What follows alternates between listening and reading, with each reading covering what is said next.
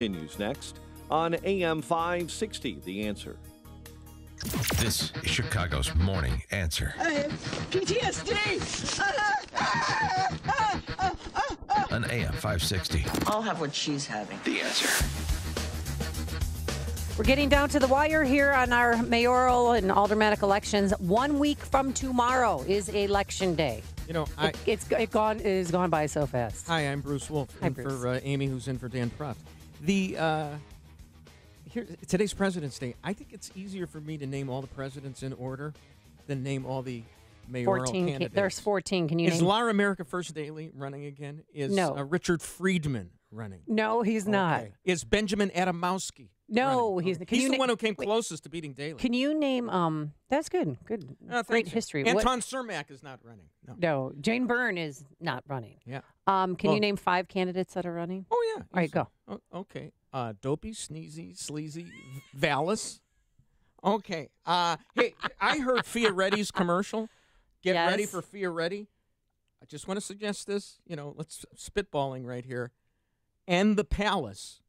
Bring in Vallas. Because it's all the good old boys who run everything all the time. Bring in the outsider, Paul Vallas. Here is his commercial. There's nothing Chicago politicians fear more than this broom. I'm Paul Vallas, and I'll sweep out the money that has corrupted City Hall. I'll invest in schools, fighting crime, and creating jobs. I'm ready for mayor to sweep out the Chicago machine and to invest in people and not corrupt politicians. I have the experience, the solutions, and the tools to do it. Join us in cleaning up City Hall for all Chicagoans. Oh, yeah. Nice. I was at love that it. bar over the weekend. Oh, my God. Sure. And with that, let's join Paul Vallas, or welcome in Paul Vallas, who's joining us again on our Turnkey.pro answer line. Good morning, Mr. Vallas. How are you? Good morning. You know, the scary thing is all those names that that you were mentioning, I remember. Of course you do. And it's a crime that you remember. Adamowski. I know, that's kind of scary.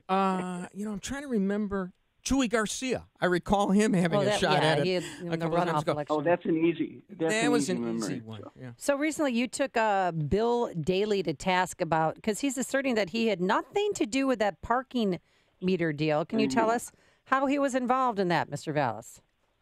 Well, basically, he was chairman of, he was head of J.P. Morgan's Midwest operations at the time of the parking deal. And during his stewardship, J.P. Morgan made a run at the meter deal. J.P. Morgan is currently a participant in the deal. Now, they're claiming that they're just holding the money or investing the money and they're not realizing any profit. But, you know, J.P. Morgan is an investment bank and a financial services organization. They don't do those things for free. Also, at the same time, both J.P. Morgan and, of course, Morgan Stanley, where his son works, they made a pitch for the Pittsburgh meter deal, which fortunately for Pittsburgh, they declined to enter into. You know, the irony of this all is brace yourself for this, because we all know how the current pitiful state of our pensions are, in part because Daley's brother went to the legislature, Mayor Daley, and got a pension holiday in 2010 at the peak of the recession, so that he didn't have to make payments into any of the city pension systems. Anyway, the Texas teachers' retirement system is part of the deal. So, you know, Chicagoans are paying for Texas teacher retirees. How is that possible? Wait. How did that happen? Who knows? And Mr. Vallas, so you say that is this true? Bill Daley was paid $15 million over 24 months after the parking meter deal. Not that one is necessarily related to the other, but he was part of J.P. Morgan. No. What? Right. For J.P. Morgan. Let me point out that this wasn't his first rodeo, because back in 2001, you remember when I ran for mayor, actually 2001, 2002, when I ran for governor, against Rob Blagojevich, SBC, who at the time Daley was the executive of, donated $200,000 to Rob Blagojevich's campaign, and it was designed to get legislation passed, which they passed with the speed of light, literally, and it gave SBC a monopoly over the phone industry here, and the courts. Just one more second. The courts ultimately threw out the deal because they thought that the deal was just a bad deal for consumers. And, of course, I think Daley pocketed $6 million during his period as head of SBC. Hey, look, no more on Blagojevich because we don't need more counts added to him. He's spending enough time in jail. But here's the thing. Here's the thing. I'll see your J.P. Morgan and raise you a Bill Daley doing a deal with Bruce Rauner when I think Daley was the head of AT&T or whatever, and Rauner was doing his thing in the private sector. Rahm gets the vigorish on the deal because we all know that he studied to be an investment banker at ballet school, and Rahm gets like $15 million. This is just all these guys.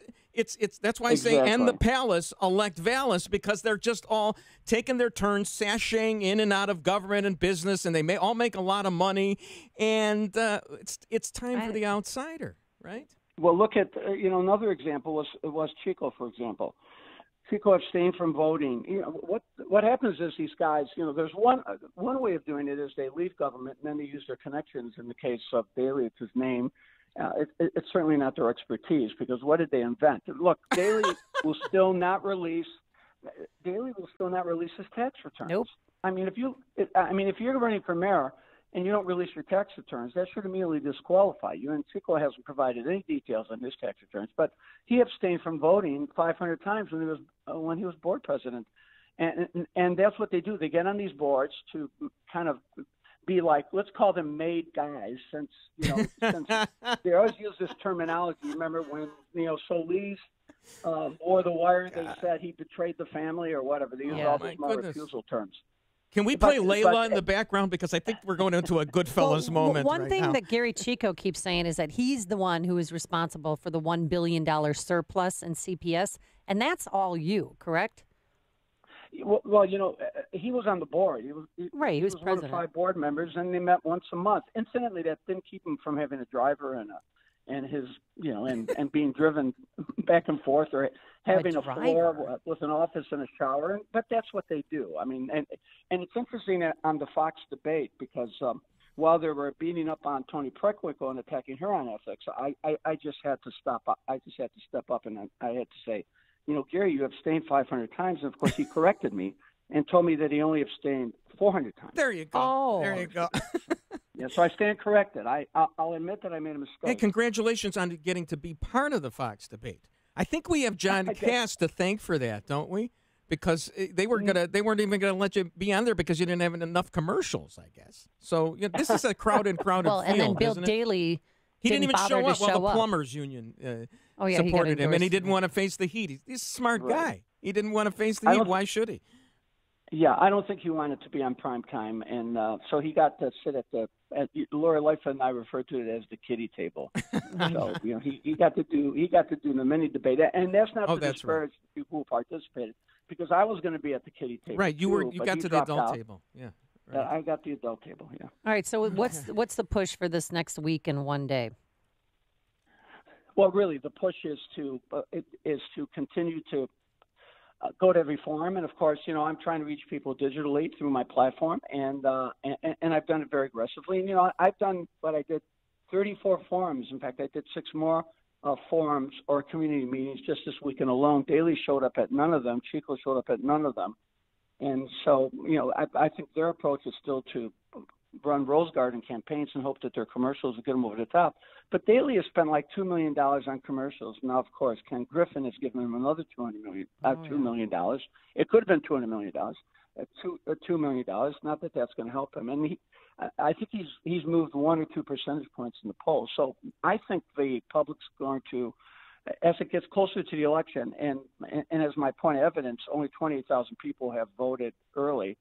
So people haven't decided yet, and I'm hoping as it gets closer to the election, people are going to ask themselves, well, who's really offered solutions? Who has the experience? Who's really independent of this pay-to-play culture? And it's not all TV commercials now. People communicate in so many different ways on their cell phones, over the internet, through Facebook, there's just other avenues that people are getting their information. And I'm a basketball coach, and I say if you want your daughter to play, you have to promise me that you'll vote for Paul Vallas. Sure, I get it. It's pay to play. Pay to play. There you go. There you go. Put Now, on that. now here's Yeah, here's the no, thing. You're play on to play. radio. You're on radio right now. In case you didn't know it, because I know there's all different. You're on so many different media right now, and this tends to be a conservative station. And our friend State House Chick is her Twitter moniker. Kristen McQuarrie. Had a column, I think it was last week, about appealing to the conservatives among the or even moderate Republicans. Among the 45 candidates. Oh, wait a minute. That's the presidents. That's the number of presidents. But among the 14 candidates, who is the most conservative? Who is, the most likely to win? Is going to has some conservative principles. And there are a number of people, even Willie Wilson, whatever, who can appeal. Give us your pitch. That why should we come out and vote for you? Of course, I'm not eligible because I haven't lived in Chicago since 1958. But go ahead. Well, I think three reasons. The first reason is no one has the skills to manage multi-billion-dollar budget crises than me. I've done it 4 times in 4 different states in their 4 largest school districts, and of course, I've done work internationally. Number one, I've balanced 17 multi-billion-dollar budgets, and I've laid out a very detailed plan on how to do it and how to address the pension funding issues while capping property taxes. Secondly, I don't think there's anybody running today who has demonstrated the skills to turn budgets into investment vehicles. And because the school districts, Chicago Public Schools grew by 30,000, they have 70,000 more students today because I spent money in ways that grew the district. And third, I don't think there's anybody out there who's demonstrated greater independence from the pay-to-play culture.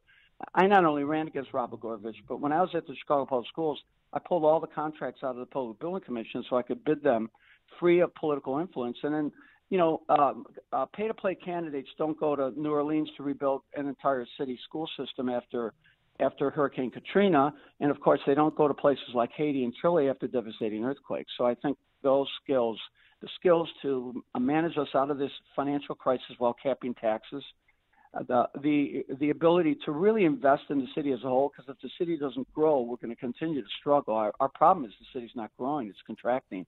And then third, independence of the pay-to-play culture, knowing how to clean it up. And also, 135,000 Chicagoans voted for Trump in 2016, and a lot of candidates have taken, the Republican vote for granted. Tony Preckwinkle will not come on the show, Susana Mendoza won't, Joyce won't, and Bill Daley won't.